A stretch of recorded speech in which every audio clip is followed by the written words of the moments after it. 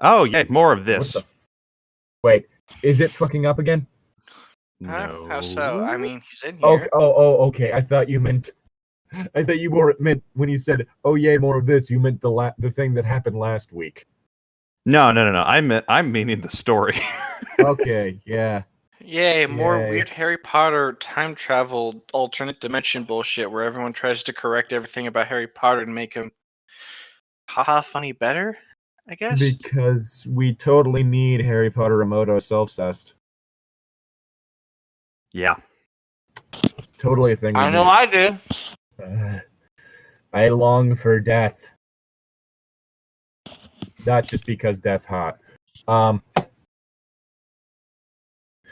So we're on chapter 3 of this bullshit. That 3 being of Harry 20. Potter and the girl who lived. I almost said girlfriend. I mean, and the you're girlfriend not wrong. who lived. The girlfriend. Oh, Harry's getting engaged. I don't know why. Harry Potter and the girlfriend who lived actually doesn't sound as bad as Harry Potter and the girl who lived. Because it just makes it sound like he's dating an immortal and he's just getting completely upstaged. Yeah, I'd be okay with that. Yeah, I'm just picturing, like an average everyday person, or in this case, an average everyday wizard, going through the same shit Harry does with him, and thriving. Yeah, like with the lived, all I can imagine is, yeah, it turns out he's dating an immortal. She got a Vada Kedavra and just said back the fuck up. My immortal.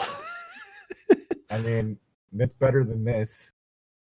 No arguments there. And It is.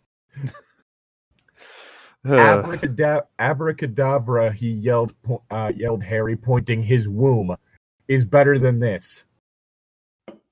Well, my immortal isn't entertaining because it's just so stupid. This is just so stupid, and it's not entertaining. My name is Ebony Darkness, Raven Dementia Way. There's always a certain charm to edgy, dark stuff, like emo culture and stuff that's lacking in here. It's the same reason, I find Reaper from Overwatch fucking adorable. Who from Overwatch? Reaper, the dude with the 2 dual-wield shotguns. I thought you said Rebirth, and I was like, who the fuck are you talking about? No, Reaper, the dude with the owl mask and the shotguns. Rebirth, the new Phoenix character with a mech suit. No, just keeps... They just light themselves on fire, and that's how they solve everything. Explosion. They have a fire mechanic in Overwatch now. It would work. Anyway, let's start this shit instead of putting it off. Now, you should continue postponing. Librarian, not now. Look forward to our homebrewed Warlock subclass. Warlock Librarian. The Librarian. Hatred of the Librarian. Anyway. Yeah, donate $1 a month to my Patreon and you can get that, or just go to DM's Guild. I'm kidding. I don't actually have a Patreon. You still have a person that you need to teach this shit. Yes, Rose's face burned with embarrassment and anger as she stormed her way back to the Gryffindor common room. Hogwarts, being what it was, news that she had told off the greasy potions professor had spread like wildfire through the rumor mill, and not long before dinner, everyone knew.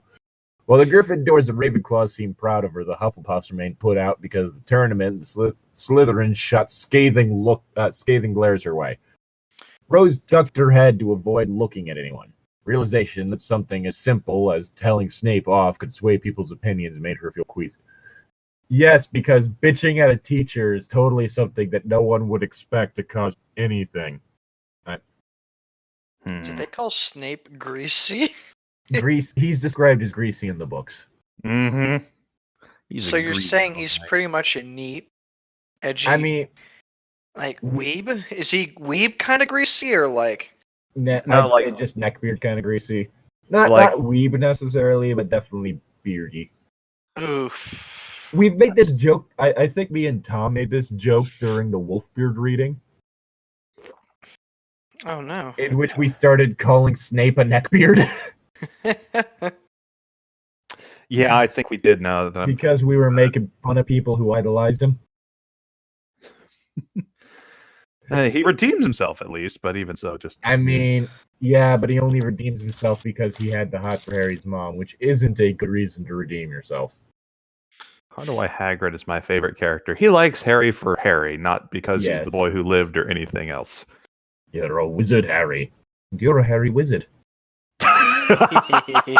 It's your line, Tom. I know it's my line. I was waiting for a pause in the conversation. She came across a sniggering group of Slytherins blocking the hallway, and she toyed with her wand, glaring at them all the while. Then she cast Avada Kedavra on all of them, killing them all. Reducto! The students quickly made way for her to pass. The students quickly exploded. Yes, and she did so without a second glance. She had to thank Harry later for teaching her how to intimidate people, if indirectly. Okay. Well, blowing people up tends to do that. Yeah, true. While Harry was using her body to berate Snape and Dumbledore. I hate that sentence. I hate that sentence. She was inwardly aware of what he was doing, and she could easily mimic the looks and posture Harry used. It worked wonders at getting people to leave her alone. She couldn't wait to ask Harry if he could teach her how to properly intimidate. I hate it. She gained proficiency in the intimidate skill. Intimidate, aka persuasion for assholes. You know what this sounds like? Creepy? This sounds like Harry is laying in bed at night, remembering his entire life. And with the knowledge he now has as an adult, he's going back in time, technically, in his mind to do the badass things, instead of the dumb stuff he did when he was younger. But that dumb stuff was also the thing that made him interesting as a character, because he gave him flaws. Yeah. Oh, wait. I wonder what he wants to tell me tonight. Maybe he can explain what's happening here. Rose muttered to herself as she crawled through the portrait hall. Yeah, I remember the way to get it. It was a painting that covered the entrance to Gryffindor that you had to tell a password. Mm-hmm. Go ahead, sorry. What are the rest of the houses like? Ravenclaw had a riddle. Hufflepuff, there's like a little barrel that you have to tap in a certain rhythm. And Slytherin was a slogan, if memory serves. Cool. Hail Hydra. No, not that one. The common room was packed full of Gryffindors. Well, what else would be Gee, I there? wonder why. If you can't tell, I'm drunk, but they probably can. All conversation ceased, and everyone turned to look at her. Then everyone began to applaud and cheer for her. And then everybody clapped. Slowly and sarcastically. I was meaning like the whole thing of like whenever people make up bullshit on the internet of like saying, I did this great thing, and then everybody present started clapping for me. Well,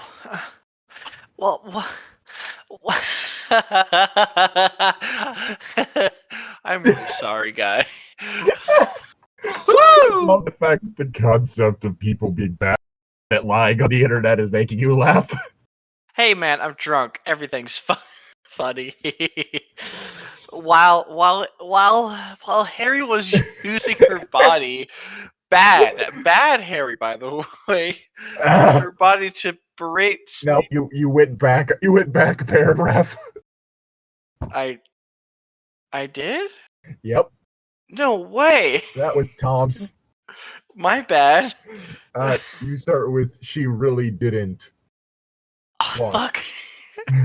Oh no, I'm not gonna be able to find that. I'm so sorry for drinking before this. I'm a dickhead. I'm sorry. You're not. You're fine. Well, it's too hard. She really didn't. All conversation ceased. Then everyone began to. She really didn't want to put up with the attention right now, especially not the twins, who were badgering her for first-hand information. So she quickly excused herself and hurried up the stairs to the girls' dorm. Rose quickly shut the door behind her with a grateful sigh and rested her forehead against it. You know what? Being drunk may, mess with my reading skills, but it's making this way funnier than it actually is. Because, this story sucks. But, it's great right now, so I'm not going to complain anymore. And the whole clapping thing just reminded me of this, if the GIF ever pops up in chat. I mean, it's not animated. Congratulations! At least not for me. Everyone's clapping. Well, it's Congratulations! animated for me. So. There's a penguin. I didn't know there was a penguin. Penguin! Now it's animated. Yep.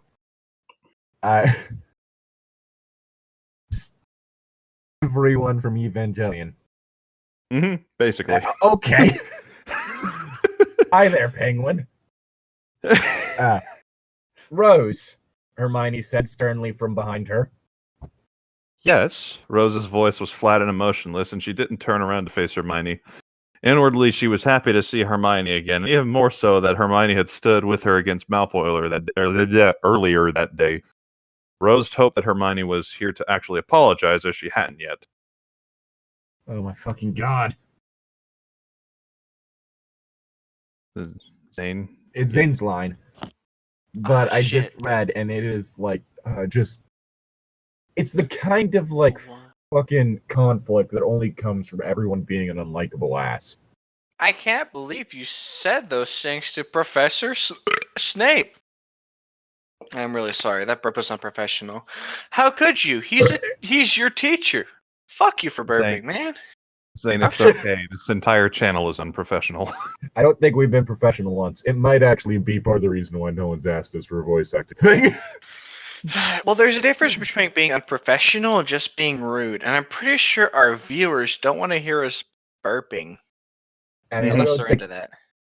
I don't know what our viewers' fetishes are. I mean, who's watching this for fetish content? I'm pretty sure they could watch that new anime porn lady who does, the things. Oh god, the fucking mocap lady who does cam stuff. Yeah, the cam girl, but she's an anime girl. I love the fact that there are apparently people who are concerned about that pushing out real people. It's there's always going to be a fucking market for real people. Yeah, some of the ladies on that website were apparently very salty. She, came out, did one stream where she, according to Critical, if I recall, didn't even show a boob once. It was more popular than anyone on that website the day she came out. Well, yeah, that's just ripping people off. That really is. Her cam girl thing? Anyway. Of course not, Rose thought, at Hermione's scolding tone. No, wait, of course not. Rose thought at Hermione's scolding tone. So? Rose shot back. Did you really expect me to respect the man that has been treating me like rubbish since I started here? Nobody expects the Spanish Inquisition. Get the pillows! Are we gonna pillow fight Snake? Oh fuck, I'm about to fall. Oh no! Ah! Did you just...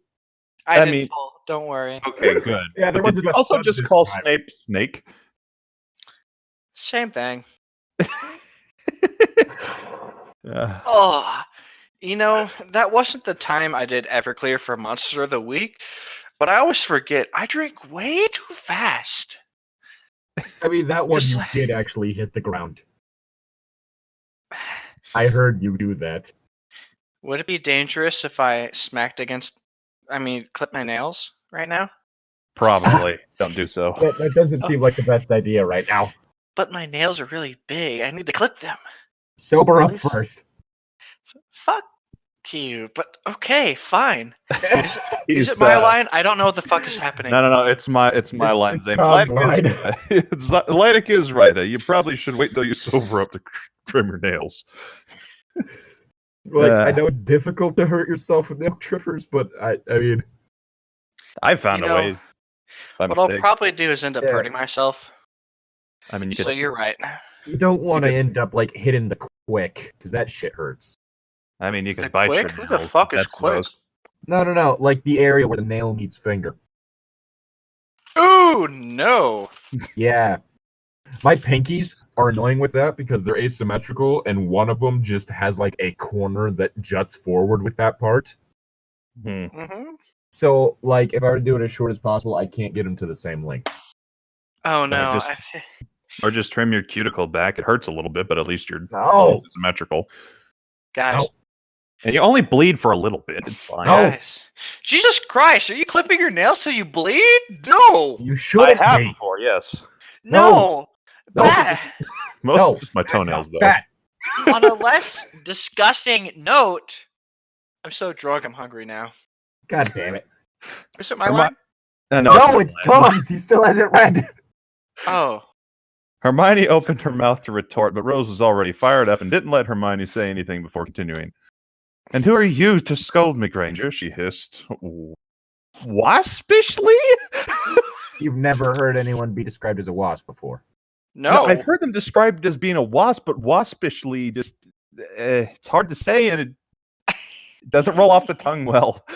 It just sounds Yeah. weird. You're not my teacher, and I've already been scolded by the headmaster. So shut your trap and mind your own business, you backstabber. You think you could turn your back on me and then come crawling back anytime you feel like it? No, it doesn't work like that.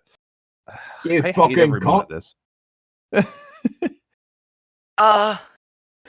Was that your Or the line? swing. Oh my god, Oh my no! God. Where's my help? I don't know where my line is. Hermione flinched. Hermione. Oh no! Did I no?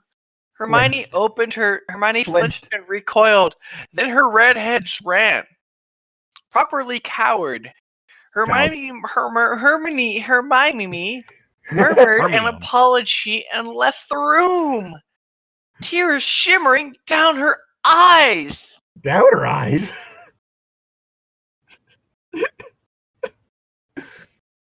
Honestly, just you stumbling over everything while this excited is the funniest thing to me.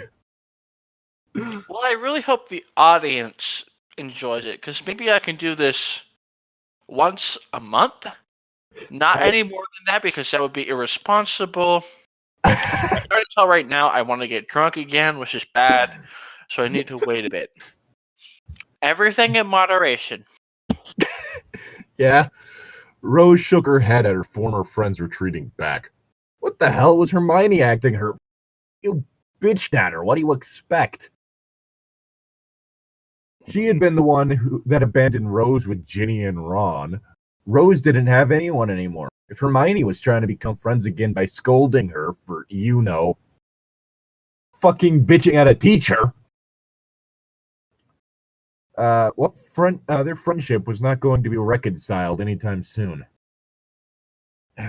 Again, it's the kind of conflict that only comes from everyone being a fucking asshole. Prats, Rose said, not really meaning it. She really did miss her friends. Perfect word for the author. Nonce. Fucking nonce. Anyway. Define it. Okay. Whoa.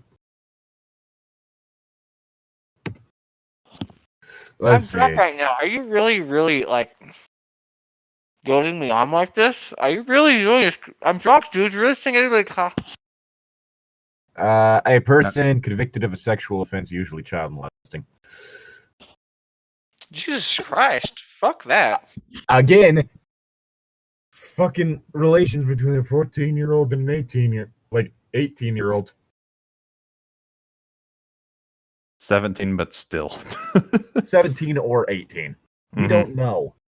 And that doesn't change how creepy this is, because psychologically he's in his early 20s. Alright, so before we continue, where is this school located again? Scotland. I'm checking Scotland's age of consent. Oh my. Yeah, but that's only for people who are also underage in all those cases. The age of consent in Scotland is 16, but you are right. This does not excuse the current behavior. Yeah. This is kind of like those guys that are like, I'm dating somebody younger than me. I can't wait until she passes the age of consent. Which is just disgusting. Thank you. Disgusting. I appreciate you, Tom. I hope you know that. I hope I'm not mean to you. You're not. Thank you. Believe me and you get in spats more than you and he does. Mm-hmm. Well, fuck you. How about that? Okay. Come over here and do it then, coward. That is illegal. How dare you encourage someone drunk to drive? Oh, wait, you can't drive because you don't even have a license. Yeet. Okay. How about you come to my house? Walk the whole way here, bitch. I probably could. Anyway, it's your line. Ah, fuck. I'm sorry. It's right under the thing that looks like a butthole. But no, I'm laughing too much to read now. How dare you? All right, just breathe for a second. He threw the hood of his cloak over his head and cast a few obscuration charms as he walked down the dark passage into Nocturne Alley. Yes, Nocturne. Since he was going to reveal who he truly was to Rose, he felt it best to do so with a pensive and Veritaserum. Veritaserum as backup. Why do you need the truth serum? Is that truth serum? He's got to take the truth serum himself to show her that he's not lying. That's pretty fucked up. The story is fucked up. The story is like, it's like if Pupa wasn't meant to be terrifying. Who's Pupa? Pupa is it's a horror manga, and the whole thing is that it's supposed to be kind of fucked up and terrifying, so the whole thing of the Eroguro Moto quasi-incest is kind of fitting there. Is this the guy who made the holes in the mountain thing, or is this someone else? No, different thing. This one is about two people who have this whole mutation thing. Like, the younger sister is basically cannibalistic, and the older brother is capable of regenerating mass amounts of flesh. Does he feed his sister or something? Yes. Oh God. Just basically stripped to the bone each night. And it's a whole thing. It's supposed to be fucked up. It realizes that it's not a good thing that's happening. You know, like I wish this story would. At least he's taking care of his sister. Can you DM me that so I can look at that when I'm sober? Pupa? Yeah, that really fucked up. It's not online. It's a manga. Manga or online? I mean, not legal. I guess that's illegal, yeah. Yeah. I mean, either way, just put it somewhere so I can remember it when I'm... We here at What Are We Reading do not condone illegal manga reading. Please support the official release. Yes, please support the official release. But yeah, do that. Unfortunately, he had neither, and where a pensive was easy enough to come by. Thank you. Most of the ingredients to brew the potion were under heavy ministry control. In order to buy them legally, the witch or wizard will have to proper authorization from the Department of Magical Law Enforcement. Ah, yes, MLE. Ah, yes. The MLB often gives me problems. A shortcut. Fucking hell. Help! I'm so sorry. I'm so sorry I did this to y'all. I'm really sorry. I really hope I'm not bothering you guys. You're not bothering me. I mean the viewer. Fuck you. Oh, okay. I love you, Tom, but seriously, fuck Fuck. Yeah, no. You're right. I should stop You focusing and so your much on myself. generic And work white person voice. Fuck you. Tom's a great person, actually. How dare you even I never insult? said he was a bad person. I just said his voice was generic. You're just very mean. How about that? Tom's a nice person. He deserves your love and respect. I mean, he has that. And I respect people by just insulting them. Okay, I'm really sorry. It's okay, dude. You're fine. I respect people by assuming they can take it. I can't. I'm baby boy. In order to buy them legally, a Witcher Wizard had to proper authorization from Department of Magical Law Enforcement. A shortcut to that would be simply purchasing a pre-made potion, i.e. illegal. But in order to do that, you would have to do some shopping in Nocturne Alley. Harry knew just a shop to visit. And he knew the library to avoid. You need to return your books, Potter! Wensleydale! Is that what I should call you now? Also, I will point out that with Pupa, it's never like explicit incest happen, it's just incestuous themes. Anyway. If that's something that people want to take into consideration. In the previous dimension, Harry discovered a little out of the way apothecary in a dark corner of Nocturne Alley, where he needed to interrogate a Death Eater he captured. In a sharp contrast to the atmosphere of the alley itself, the shop was clean and well maintained, and the owner, one Matthias Elderberry. I love that name. I hate the last name. Elderberry. Your mother reeks of elderberry. You mean elderberries? No, I mean Matthias. Was a pleasant middle-aged man who simply couldn't afford rent for a shop in Diagon Alley. He and Harry became fast friends, and Matthias vowed to help Harry with whatever he needed in his fight against Voldemort. Harry could only hope that Matthias was the same person here in this dimension. Hell, Harry hoped that Matthias even owned the store if it was even there. You know, it'd be funny if this was one of the other things that was actually different in this alternate universe. Yeah, the only change is the fact that everyone's a fucking asshole. Mm-hmm. And that Harry's a girl. Who wants to fuck what she thinks is her cousin. Mm-hmm. Oh, come on. This is Europe. I'm pretty sure they don't have that problem. I thought that was just a southern thing. There are actually laws against incest in a few different European countries. Exactly. Harry followed the twisting maze of alleyways before coming to a stop in front of a small sign that read Elderberry's Regents. Stepping tentatively into the small shop, Harry was relieved to find Matthias seated comfortably behind the cash counter, reading the day's profit. He looked confused with the Elderberry's Recess. He looked just like Harry remembered. His fly-away dark hair was peppered with gray, and he still sported a well-trimmed goatee. Excuse me, I'm sorry. Matthias's brown eyes were as sharp as ever, and before Harry had the chance to make his presence known, Matthias greeted him. Can you give me a second? I'm peeing. Okay. I'm really sorry. You're good. Honestly, it's a miracle I haven't fallen into the tub, though. That's, Harry, you have books to return. Harry! Book! Give me your books, Harry Wensleydale. This is like the opposite of Mr. X in that, real-time fan dub, because he can't get the book, but Librarian can.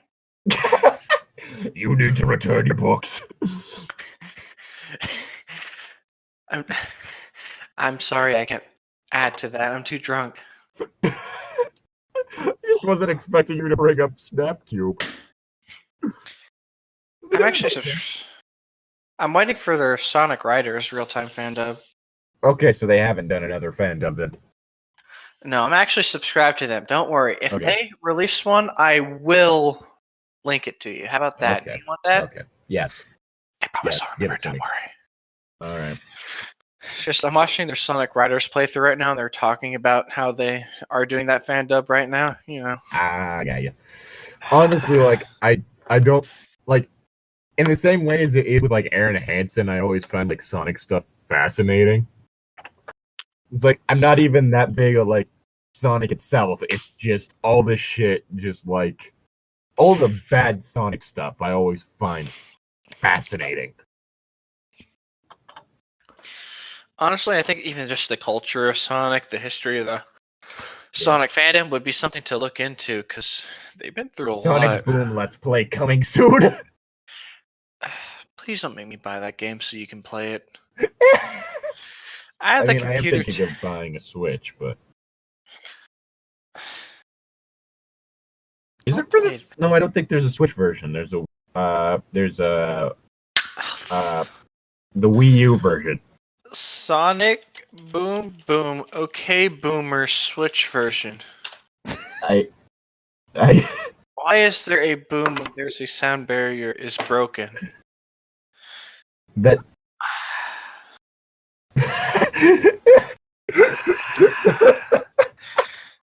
Sonic Boom, Wikipedia. No, I want the Sonic game, not the actual Sonic Boom Boom. what are you putting in? I'm looking up Sonic Not Boom. you. I'm asking what Tom's been doing.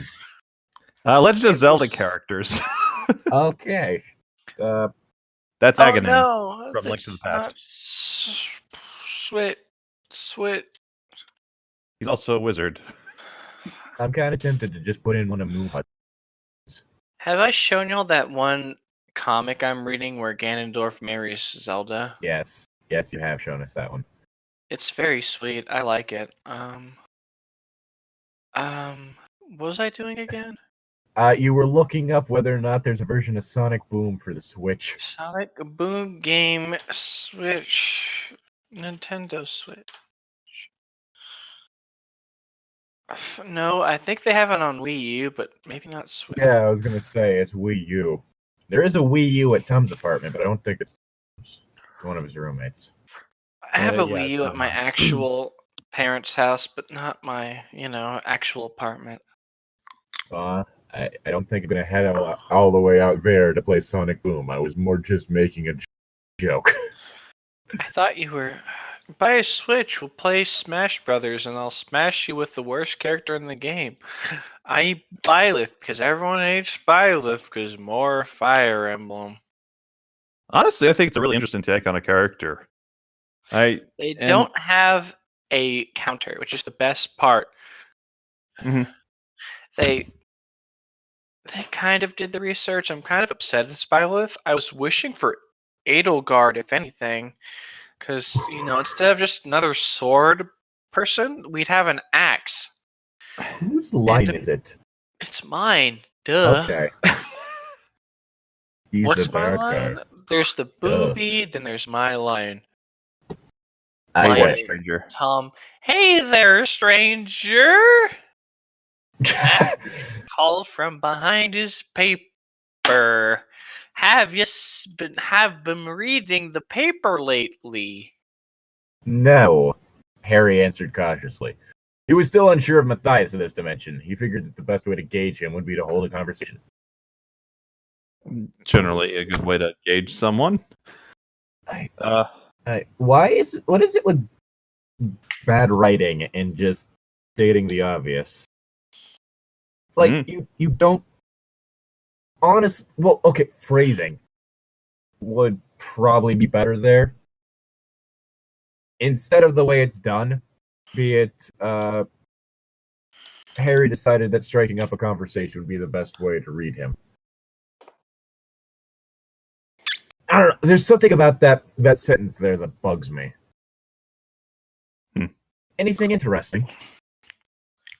Matthias, Or even better, do it the smallest. Anything interesting? Harry asked, probing him. Wait. Oh no!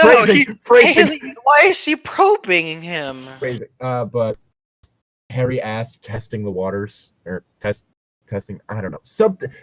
testing the waters might work. A smaller, more concise phrase Mm-hmm. that gets the message across. No, you. Or even then, Harry was still unsure of Matthias in this dimension. Anything interesting? There, you have just Remind me, implied was Matthias in the original? Matthias No. was a friend. Wow. There's nothing in the books though. It was already stated he befriended Matthias in the other world. I'll send you to Otherworld. God damn it. Elseworld? That's a video game. Prepare to have your legs sent to the Shadow Realm. How do you play Harry Potter in D&D? There's probably one on Tulok the Barbarian's channel. I'm pretty sure you just have everyone be a sorcerer. Like, I mean, Harry specifically. What do you think Harry's stats are? I don't know. Pretty decent all around, but low wisdom. High Low charisma. wit. Average intelligence. Oh. But he's a wizard and he needs how? Yeah, but it's not a D&D style wizard. He's if we're going D&D style, he'd be a sorcerer in that his magic is natural to him. Oh. Wizards require the whole study thing. Doesn't that's what he the owls go are to for. school and study? Yes, but it's still a whole thing of him just being naturally inclined to magic. The whole thing with wizards is that the entirety of their magical abilities comes from study. You could technically have a wizard that was raised by wolves in the Harry Potter universe and them still being able to do just magic just through their natural inclination. I mean, it's kind of the same thing. You do have to have at least some magical talent to be proficient with magic for like wizards and stuff, but it's still a whole thing of it seems to be implied that at least it seems to be implied in D&D that like a wizard's magic comes more in the form of like quick rituals or something like that. Okay, but when it comes to different things, like just the way the style of magic is, I'd say Harry would probably be more like a sorcerer because it does kind of come from his bloodline, while Hermione would actually be a wizard because she's a mudblood. So, I mean, it's the whole thing. I've seen this like talked about before. Is like, if you go to the D&D thing, the wizards in Harry Potter are actually just sorcerers because of how their magic works. Hermione still was born with magic. Mm-hmm. She's just better at studying this sort of thing. The way, like, sorcerers don't have to prepare spells, right? No, I don't think so. The wizards have to. If we are taking this to its logical conclusion, that means that what the wizard is doing in D&D is that they are getting the ingredients and all that sort of stuff prepared and ready for those spells. Yeah, and like the whole thing with it seems to be more of a whole thing of it'd be like if I were to basically have like a whole bunch of like runic symbols drawn out ahead of time in order to like set something off. Mm-hmm. It's kind of its own thing, to be completely honest, when you think about it, just because the magic systems are so vastly different. Yeah, we're trying, like, literally what we're trying to do is, like, compare two magic systems that don't mesh together. Mm-hmm. Yeah, well, it's my line, so I'm going to read that now. Yes. I don't think I read. You did. You said anything interesting. Or wait. Oh, right. Yeah. Yeah, anything interesting. Matthias chuckled and put the paper down before smiling at Harry. Not really, just more Death Eaters whining about having their houses pillaged. If you ask me, they're getting what they deserve. Harry was momentarily taken aback at Matthias' outward stance against the dark. It seemed that Matthias could read his expression through the obscuration field over his face and laughed again. Don't worry, I know you're not a Death Eater. My wards told me when you entered my shop. Anyway, what can I do for you? Why would you need to tell him about the wards? Surprise. Magic. I'd keep that shit hidden. It's like, don't worry. Don't worry. I know you're not a Death Eater. And just leave it at that. Don't Well, this is a fill your hand. Fanfiction.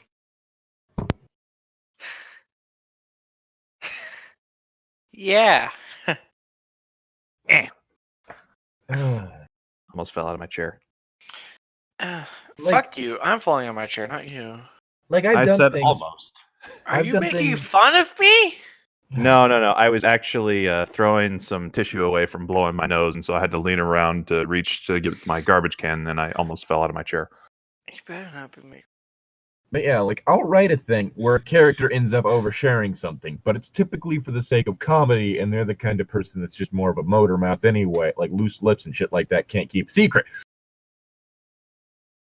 Unless Give me that's an supposed to be the implication with Matthias here.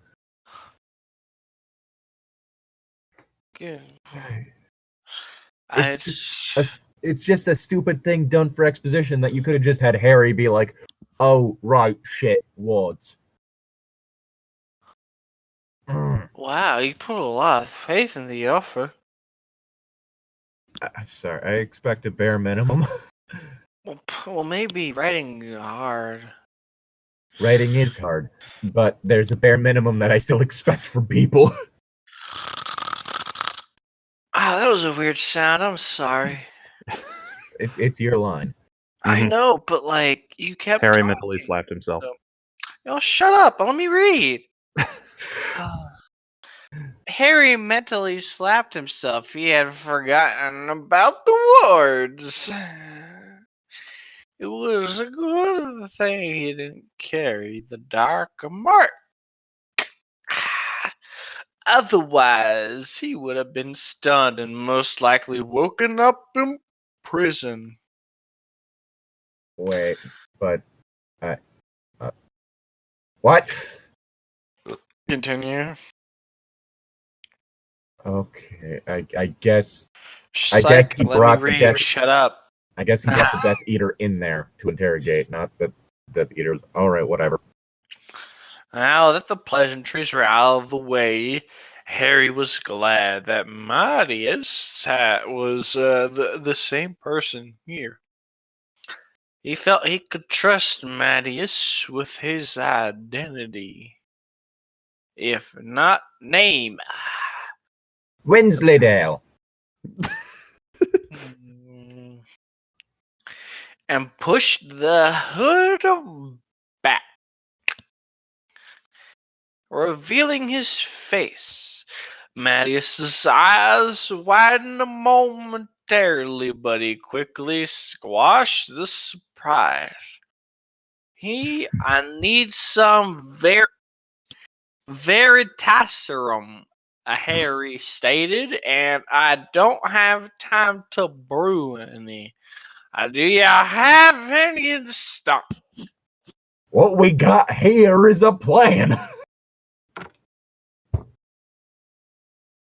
God damn it.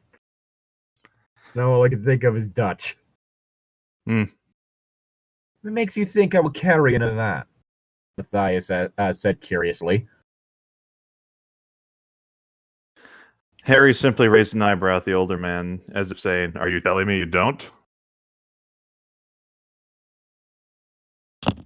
Marius chuckled again. You seem to be well informed then, young. He trailed off, waiting for Harry to introduce himself. Why would he have said young man? Harry, he said, extending his hand for a shake. Best to keep his last name a secret for as long as possible. Harry Wensleydale. Wait, the Wensleydale estate. Yes. Matthias took Harry's hand and shook it warmly. "Matthias Elderberry," he said jovially. "How many vials do you need? Just the one?" Harry nodded, and Matthias retreated into his office. Harry could hear him rummaging around back there, and Matthias returned with a stoppered vial with what looked like water in it. He handed it to Harry, who poured a single drop on the counter before sprinkling a pale blue powder on it. The drop fizzled with violet sparks, and Harry nodded satisfactorily. Matthias looked at him curiously. Satisfactorily? That doesn't... Satisfied would have been better. A test, Harry stated. Simply, it looks, tastes, and smells like water. I would be easy enough to simply sell me a vial of water and call it vertisalarum. Matthias nodded in understanding. So it'll be 10 gallons then. Harry pulled the amount from his bag and handed it over. Okay. 1 serum, 10 gallons, right? 1 vial, 10 gallons, got it. And handed it over, and heading for the door to the shop. Keep the same tense in a sentence. Mind me asking what you plan on using the serum for? Harry stopped at the door and turned with a cryptic smile. No, I don't mind you asking. Doesn't mean I'll answer, though. Problem. I Uh-oh. dropped all my cheese on the floor. The canned cheese? No, I sprayed the cheese and then I dropped the crackers, so there's cheese on the floor. Oh, that's Ew. unfortunate. Do you have paper towels? I use my hands, don't worry, it's fine, continue. Okay. Okay. Doesn't mean I'll answer, though. Matthias laughed and Harry waved goodbye. Take care, Matthias. It's Mr. Elderberry, you disrespectful jerk. Mr. Elderberry, you fucking punk. Ya punk cunt.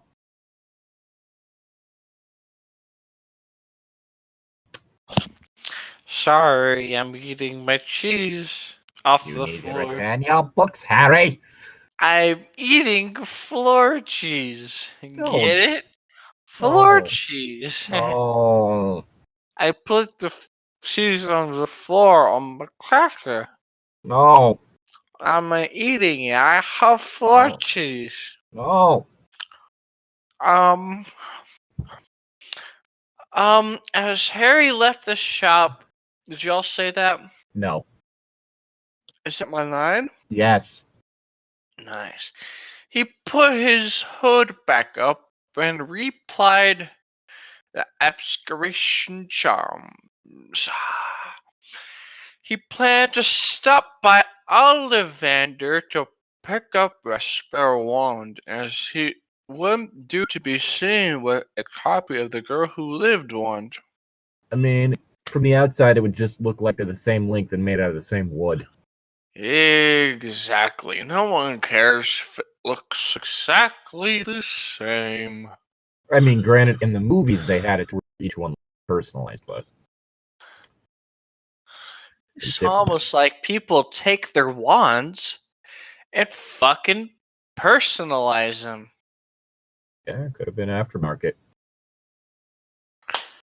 Where the fuck was that? No sooner. You know for a fact that I can't find that line if it's not the beginning. Oh, no sooner had Harry turned towards the exit to an turn alley did he notice he was surrounded while he was lost in his thoughts. 6 men came from the shadows and began circling Harry like a pack of wolves.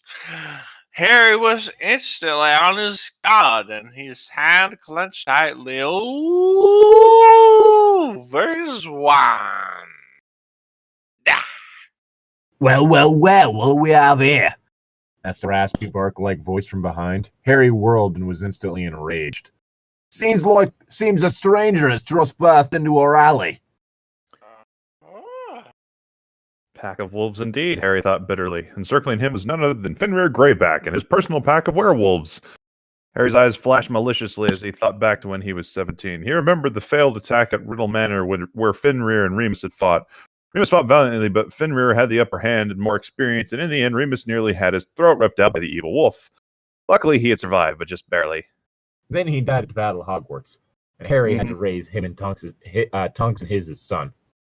Mm-hmm. Oh, wait, we're not going with that continuity. Guys, Yes. I need your love and support. Okay. I've fallen. And I need to get up, so I need you to get up. You need us to lend you our energy? Guys, I need you. Give me a sec. Give me a sec. I'm scrolling to find it. You can do it. You can do it, Zane. Come on, you got this. God. Okay, so Oh God, oh fuck. drinking Everclear, right, is a bad decision. Yes. Drinking 2 There we full go. cups of alcohol in less than an hour Yeah, why did you do that many? leads me to probably 80%, right? Mm-hmm.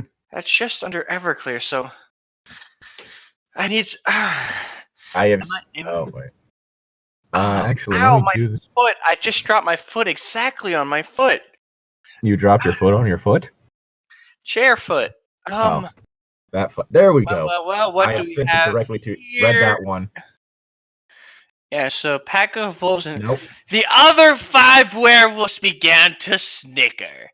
They stopped circling Harry, but Fenrir continued moving. See, I don't.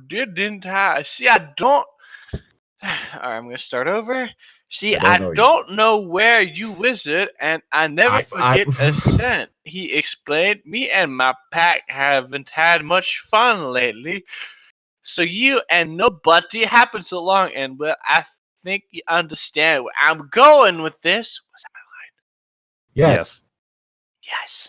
Also, I just realized, like, who the fuck names their kid Fenrir and doesn't expect him to become a werewolf? Maybe he legally changed his name? I mean, at least Remus just had the last name Lupin. It was a family name. It's not like his parents were like, you know what? Let's name him after a giant mountain-sized fucking wolf-eating god. I mean, god-eating wolf. Mm-hmm. Harry simply glared at him from under his hood. Nothing to say, then, Fenrir taunted. Harry didn't have anything to say. His mind was totally caught up in visions of revenge against the man who nearly killed his last remaining link to his parents. Didn't matter that it was a different Fenrir, or that he already killed the werewolf responsible for Remus's death. Did he die or not? Harry was caught up in his hatred all over again. Then, as Fenrir lunged forward, Harry leveled his wand and murmured a curse under his breath. Crucio. Instantly, Fenrir fell to the ground and began writhing and screaming? Or is that writhing? Like, withering? Writhing. Writhing and screaming in absolute pain. I just spit on my screen. Such was the force of the curse,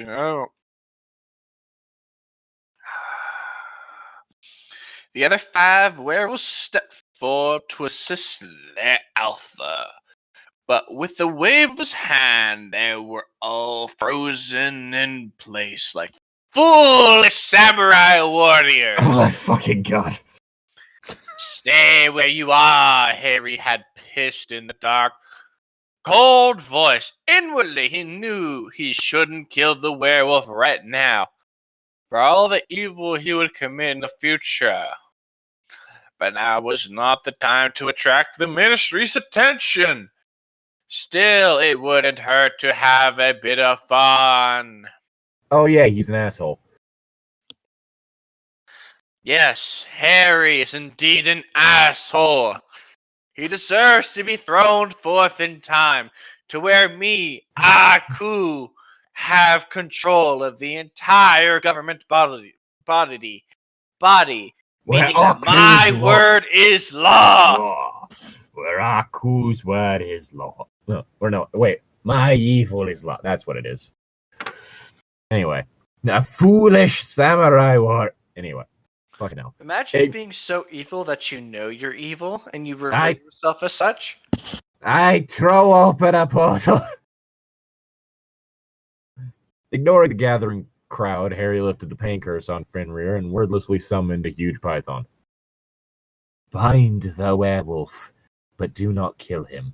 Oh, there were no S's in that one. Harry hissed in parcel tongue.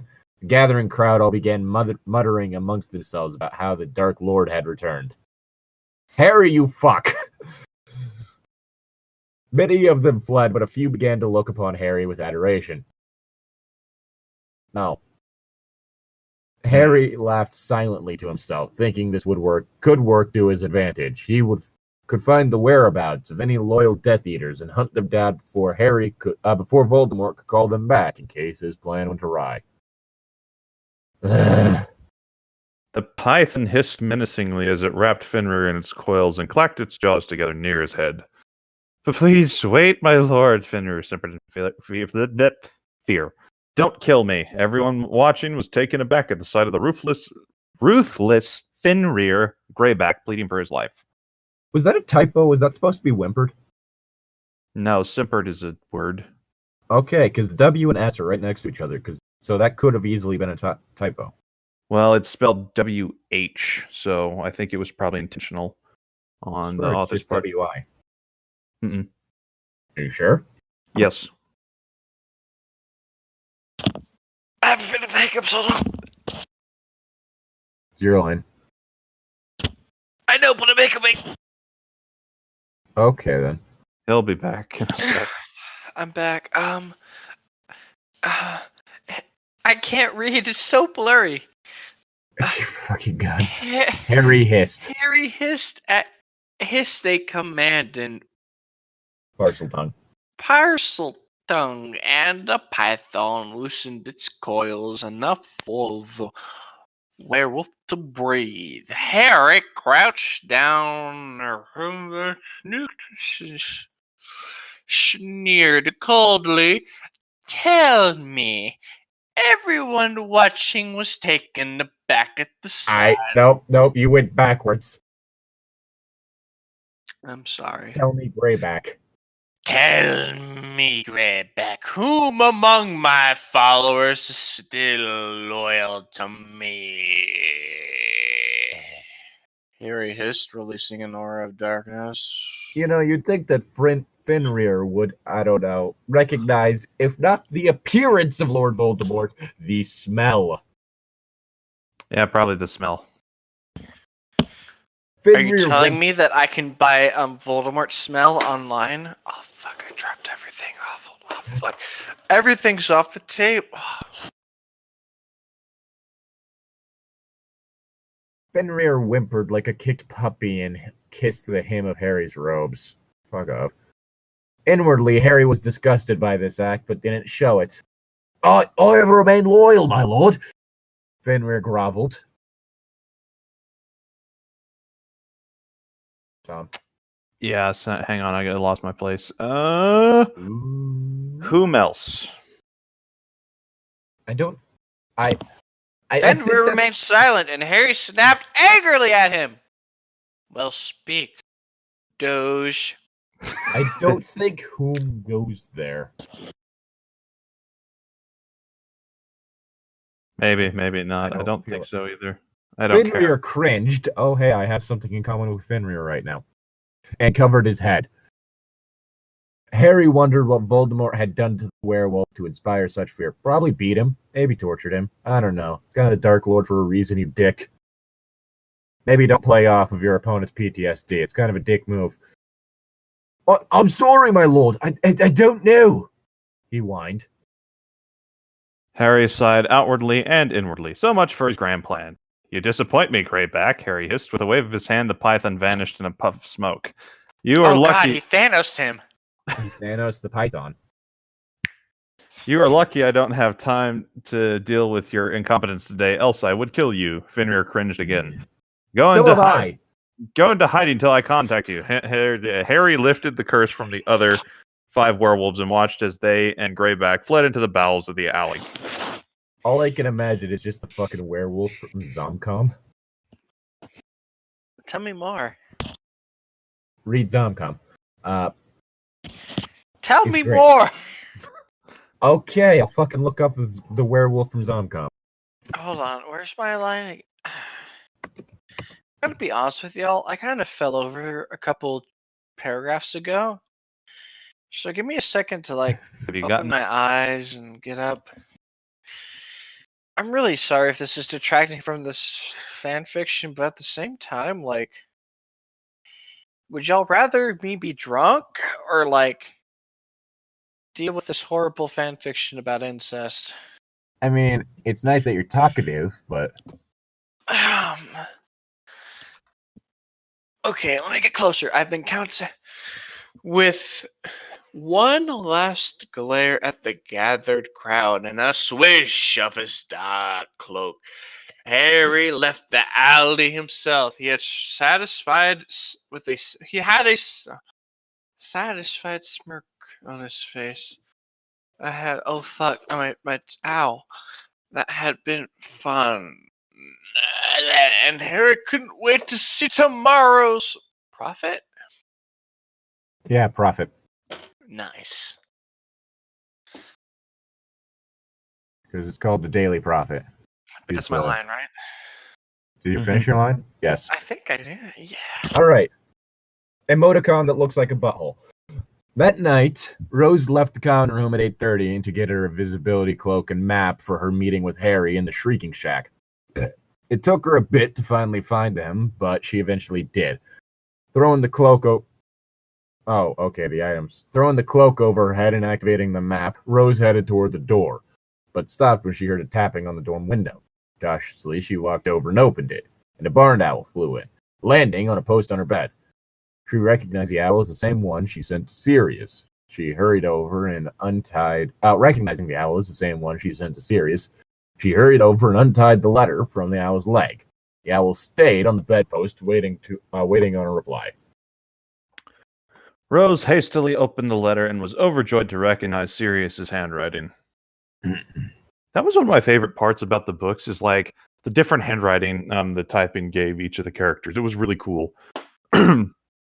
Rose. Oh, whoops. I can't say everything I would like to in this letter. It's too risky in case the letter is intercepted. We need to talk face to face. Can you ensure that you are alone fire in Gryffindor Tower at 1 o'clock in the morning on the 22nd of November? I know better than anyone that you can look after yourself while you're around Dumbledore and Moody. I don't think anyone will be able to hurt you. However, someone seems to be having a good try if they are risking themselves face-to-face with Dumbledore. But on the watch, Rose. I still want to hear anything unusual. Let me know about the 22nd of November as quickly as you can. Alright. Sirius. Wait, wasn't he like signing letters with his nickname in the books?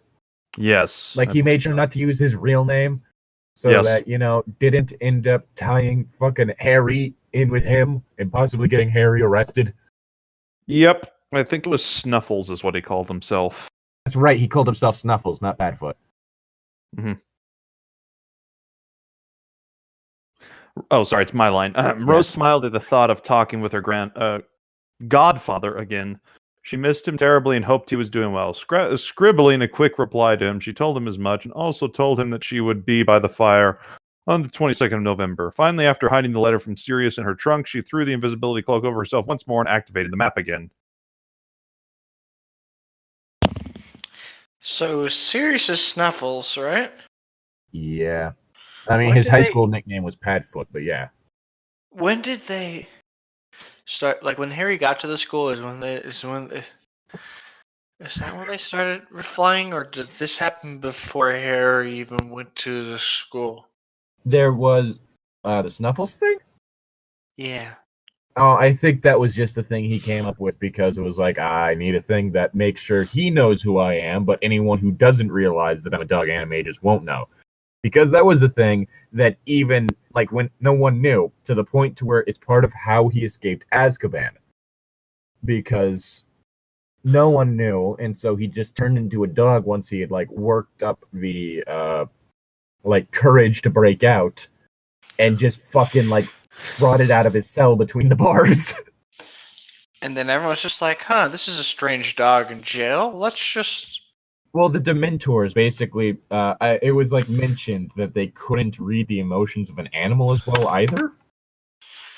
So they just thought there's a dog in this jail that somehow wandered in, so they took him outside? Nope, they just ignored it.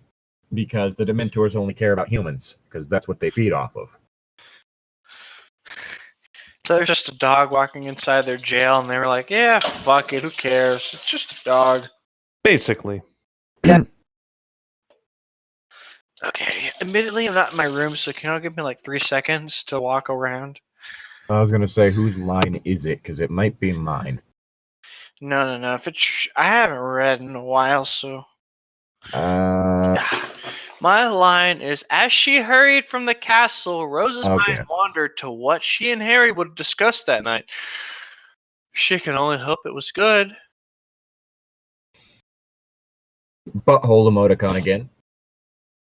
Harry, Rose called as she opened the trap door into the house. She shivered slightly and wished she had brought a jumper with her, as it was rather chilly this evening. Looking from around the room that had been built for Remus's furry little problem.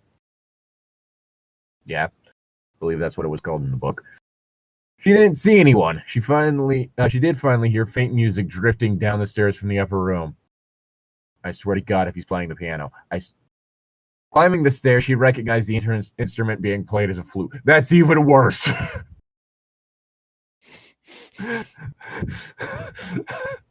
The song was a haunting and sad melody that reminded Rose of loss and loneliness. Toot toot magic flute. Why? I'm just imagining like the Titanic theme played on a record. Just the yeah, that.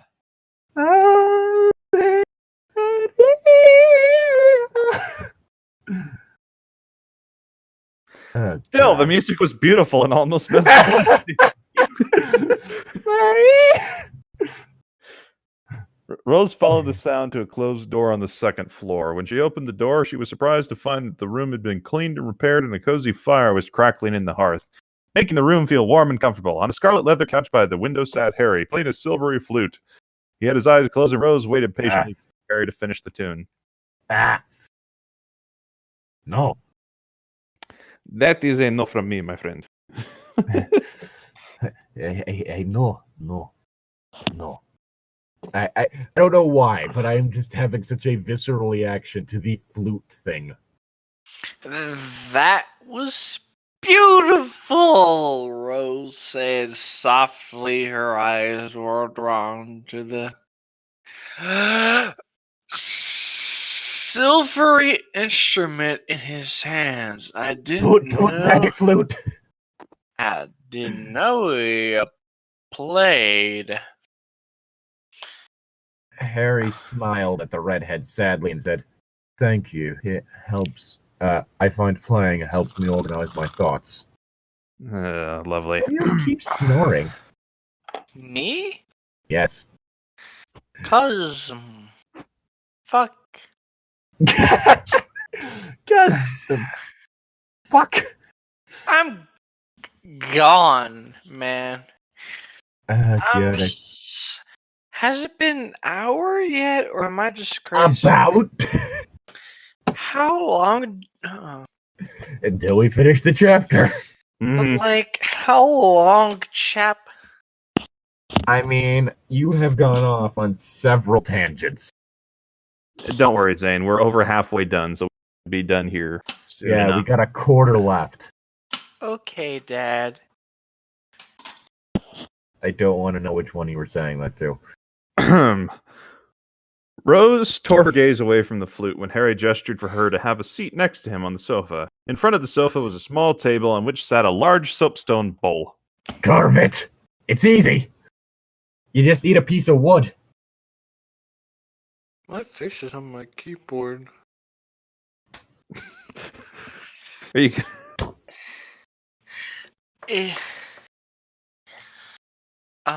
First things first, is that my line? I'm the realist. Is that my line? Yes. First thing first. Do you know what this Harry asked? Pointing to the bowl that was engraved with the runes. Inside the bowl, there was a bunch of swirling silvery liquid. Seeing the confusion on Aloysius' face, Harry explained that this is a pensieve. It lets you store and review memories, kind of like a movie. He said knowing that Rose will understand the Muggle reference. If you're anything like me, it's easier to see things than simply having them explained to you. Harry reached out, took Rose's hand gently. Ready. That sentence angers me. Anyway, not knowing what to expect, Rose simply nodded with a giddy smile on her lips. Harry's holding my hand, she thought.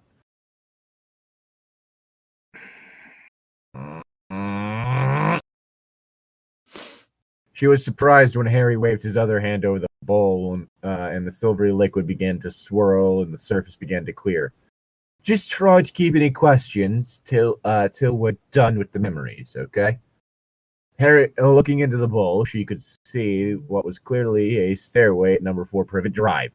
Before she had a chance to ask about it, Harry leaned forward and the two of them jumped their way into the memory. She felt a falling They sensation before she was roughly deposited upright on the hard entry hall of the Dursleys' house. She staggered a bit and gave Harry a grateful stare. First time is always rough, he explained. Now watch. Who are the Dursleys again? Dursleys were the Harry's a terrible family. Yeah, his aunt and uncle-in-law. Rose turned her attention back to the memory, wondering how and why Harry was showing her one of her own memories. Unsure what the date of the memory was, she peered into the kitchen and noticed it was 5:28 a.m. If I remember correctly, Aunt Petunia will be coming down the stairs any minute now to wake her and force her to make breakfast for her whale of a cousin. He didn't get that fat till later. Rose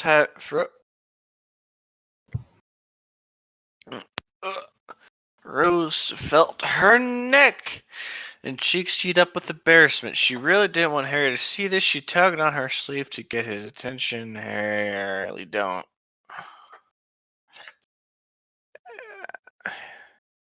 Harry, I really don't. There, I should. Harry cut her off.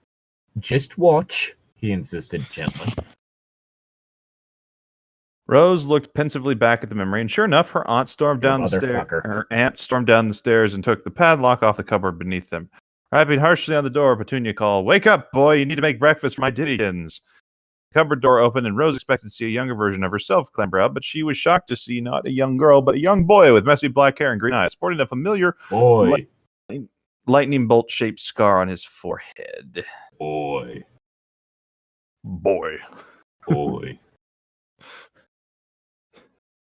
I do not know.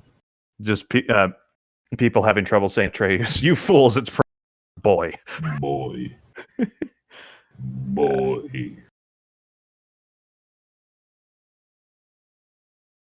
Zane? Hello? You alive? No. Okay. That makes two of us, Zane. It's okay. Might want to fix that. She looked at Harry with a question on her lips. Fucking Christ. But Harry simply shook his head. Keeping the questions in your mind for when we're done here. Remember that memories cannot be altered or faked. 1, yes they can. 2, fuck you. If memory serves, the whole thing with the pensive is it pulls out like what the person remembers, but what can be remembered can be altered. I've been taking cognitive processes and stuff like that. Well, yes, in real life you can alter memories of people. It's just like all those people who say that they watched the fall of the Twin Towers live when that news report was actually done like the day after. There's also the fact that you can tell people how hard do you think they crashed and how hard do you think they ran into each other. Will get you different results based on how intense the word is used. Oh yeah. If they use something like crash, it'll be a lot harder. If they use something like interact or ran into each other, it could be different. Yada yada yada. Fuck memories. This is why memories in courts and stuff has been highly debated. Yada yada yada. Yeah. I'm too drunk to give you anything better. Which the whole thing in Harry Potter is, from what we see with the pensive, it straight up just seems to be a snapshot of what happened, not even relying on what the person saw. Just the room they were in. Magic's So really helpful. It's not exactly memories, it's more just what fiction tends to call memories. That being a snapshot of an event. Is my line Harry took? No, it's all right. Or wait, no, you didn't finish yours. Rose nodded. Rose nodded Hesitantly. That one doesn't. Oh god, I have the hiccups. Rose, not. Help! Help! Ow! Careful now. Rose nodded hesitantly and turned back to where memory Harry had just finished stretching. Memory Harry stepped glumly into the kitchen and Harry guided Rose with a steady hand to follow. The two of them watched as Petunia berated Memory Harry for overcooking the bacon, or making more of a mess than he had to. For a few minutes before the atmosphere clouded, Rose panicked, not knowing what was happening. Let's see, whoop. It's all right, Harry said, wrapping a comforting arm around the girl, but just moving to the next memory.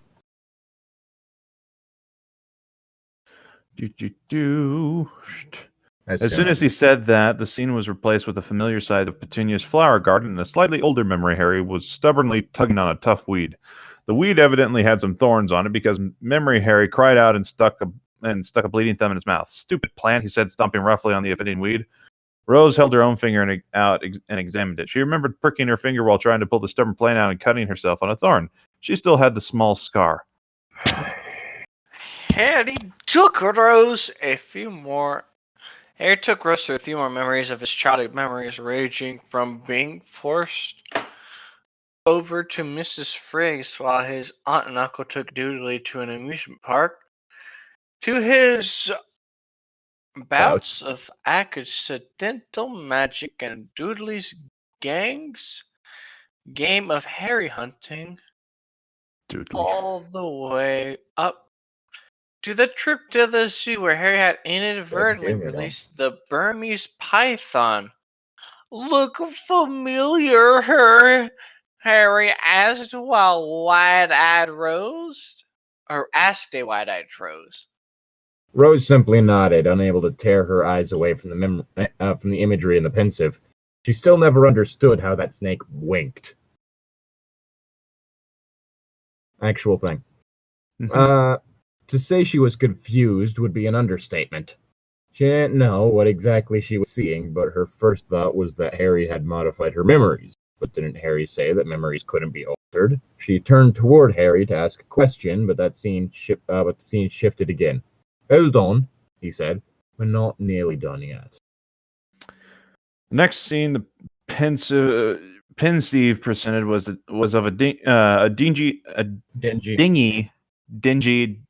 shack on a rocky island out at sea. Rose recognized it as the night that her first friend ever, Hagrid, had shown up and taken her away from the Dursleys. She watched as the scene played out in front of her, only it was Harry going through exactly what she had experienced, and even Hagrid giving Dudley a curly pig's tail. She couldn't help but smile at that memory. She watched as Hagrid took memory Harry to Diagon Alley for the first time ever and smiled, remembering her trip there. She watched Hagrid hand over a familiar cage with a familiar owl in it over to a beaming memory Harry. Unable to keep the question from escaping, she asked Harry, "Hedwig?" "I miss you terribly," he said sadly. Rose nodded in understanding, though she was still rather confused. If she was ever separated from her owl, she didn't know what she would do. But she knew it would hurt. She stopped her Hedwig. She hoped her Hedwig was doing all right. The scene fogged again, and this time was replaced by the familiar image of the Great Hall. She watched as Memory Harry walked timidly toward the stool where Professor McGonagall was waiting patiently to put the battered sorting hat on his head. Rose could hear the murmurs and whispers going on around them and sympathized with the meek little boy in the memory. She had felt the exact same way. Memory McGonagall put the enormous hat over Memory Harry's head. Harry began to explain. At this point, as I'm sure you're catching on to, I was doing my damnedest to convince the hat not to sort me into Slytherin. Rose nodded again as the hat called out in a loud voice, Gryffindor! Beaming Memory, Harry walked over to the Gryffindor table, sat down next to Happy Ron while the Weasley twins began to sing, We Got Potter, over and over. The scene shifted once again, and Rose watched as her first year was replayed in front of her, only with Harry as the lead instead of herself. She watched as Memory Ron and Memory Harry save Memory Hermione from the troll, watched as Memory Harry was nearly thrown from his broom in his first Quidditch match, as Harry saw his parents in the mirror of Erased. She recoiled slightly and stared up as Harry, when she recognized them as your parents, and a vague understanding began to form in her mind. Oh, the Asher? Yeah, I'm confused by that. Forgot a space. Mm-hmm. As her. Oh, okay. There you go. There we go. I'm tired. She then watched him defeat Voldemort-possessed Quirrell in front of the mirror and save the Philosopher's Stone. Simply by watching the few memories they had been through, Harry had a multitude of questions she wanted. No, needed to ask Harry. But she held them in. And then they spent the next couple of hours watching. I think trying to put the phlegm into it. Sorry, continue. Anyway. I'm sorry. Watching Rose has been just. She gasped as Hermione was petrified by the basilisk and cried as Harry begged Ginny not to die in the Chamber of Secrets. She smiled fondly as the Memory Harry conjured his Patronus prongs for the first time. She couldn't help but be filled with joy as she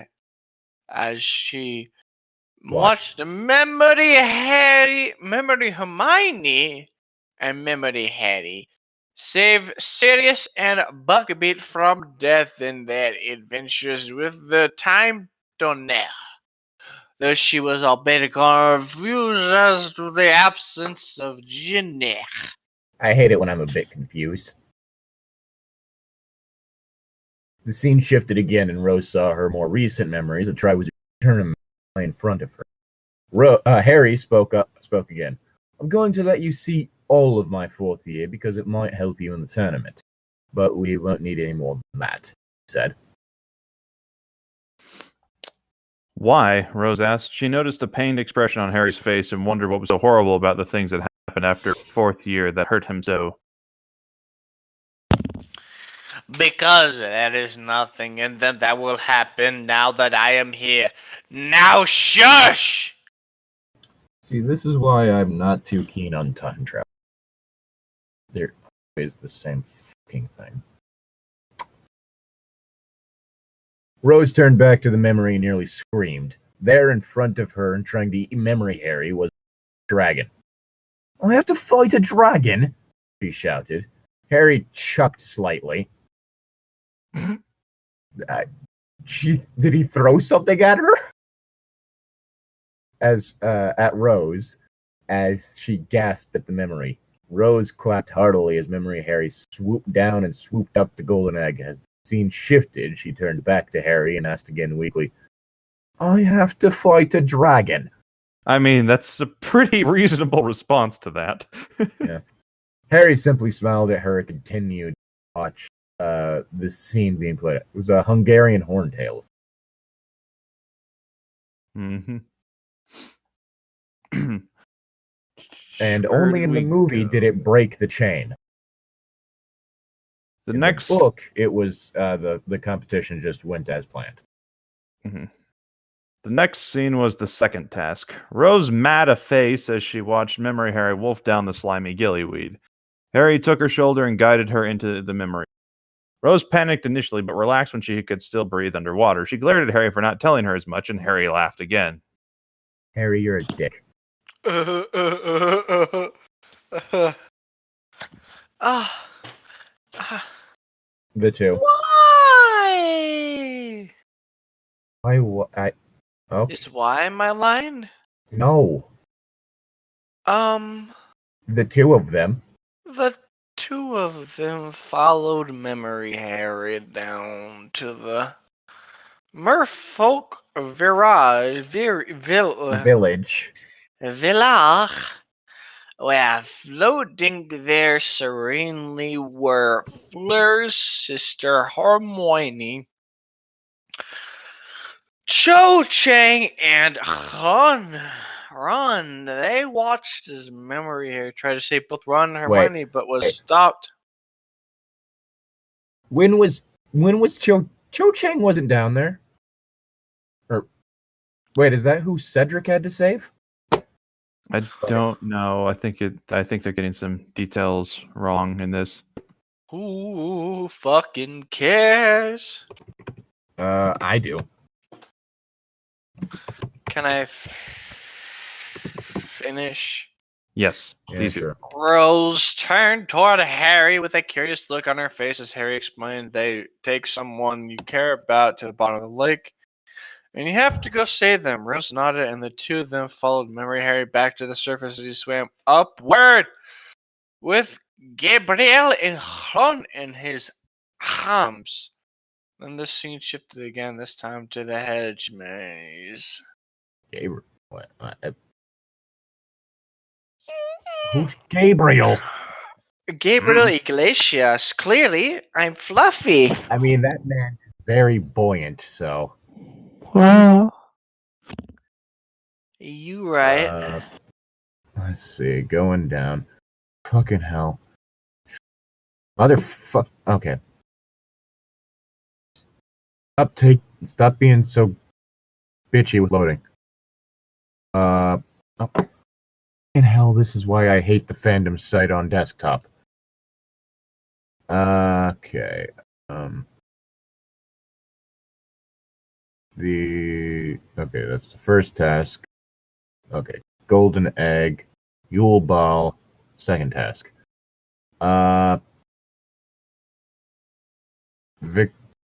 Okay, no, he was dating Cho Chang. Okay. And Gabriel was Fleur's younger sister, but they didn't specify that, so it's just like, wait, who's Gabriel? Like, that's the one name they didn't mention, but it still feels like they should have, like, said it. Like, we're Gabriel, Fleur's sister, Hermione, Cho Chang, and Ron. Oh, God. The third task, Harry explained, is a maze with numerous obstacles in it. The blast-ended Scroots were left in here. The two of them followed Memory Harry as he through the labyrinth. There were acromantulae, enchantments, there's horrible Scroots you've been caring for, and even a Sphinx in there. I kinda do wish that both the Scroots and the Sphinx were in the movie. Mm-hmm. Nice. They followed Memory Harry all the way through until he and Cedric were ported away by the cup, and Harry ended the memory there. The bowl expelled the two of them back into the room in the shack, and Rose looked at Harry. So you won, she asked hopefully. Her hope was quashed at the anguished expression on Harry's face. You lost? I lost someone. Zane. Oh, dear God. Zane? Oh, there he is. So you won. No, the one after that. Harry sighed. The cup was a potgate. Oh fuck! I dropped something and it was filled with water. Oh no. The cup was a port that took the boat, but the boat, but the ba, but the ba. The boat took the boat to the meat in the center, but it took the fjord. I was so sad. Voldemort was wearing it with better gun, the gills, sad drinking a club, but he rose gas by Harry continue. Then Voldemort used my blood to give himself a body that was immune to the protection that me mum gave me. So did you understand that, Tom? Yes, Thanks. Okay. Someone needed to. I was reading along, so. Oh, yeah, that would probably help. Harry's mom's body was protecting Harry, but then Voldemort said, "No, you," and then made a new body that was like. I know what happened in the book. It was more just. Anyway. There was an uncomfortable silence. Wait. No, yeah, there was an uncomfortable silence in the room before Rose broke it. Our mum, she said softly. Harry looked up from studying his fingernails and nodded. Harry, what? But Harry interrupted her again. We have one more memory before I'll let you ask any questions, he said, pulling the silvery memories out of the bowl and deposited them back in his head. Then he pulled out another memory, but this one was dull, not nearly as silver as the ones previous. Rose guessed that it was a bad memory. Harry put it in the pensieve and stirred it like he had the others in the memory cleared. Rose could see a lavish but old and run-down manor that somehow looked familiar through the surface, though in the memory it seemed a battle had taken place here. Okay, and that's where we're ending it. No, there's one more line. Oh, right. Shit. Before she had the chance to ask anything, Harry lightly gripped her shoulders and the two of them were plunged in. Well. Anyway. Yes. Don't forget. Special thank you to Destiny Baird for supporting us over on Patreon. If you like what we do and would like to support us, considering going to our Patreon, there's a link in the description. Patreon? Fuck. I just spilled water on myself. And with that, we are going to end this. Y'all have a good one. This story is pain.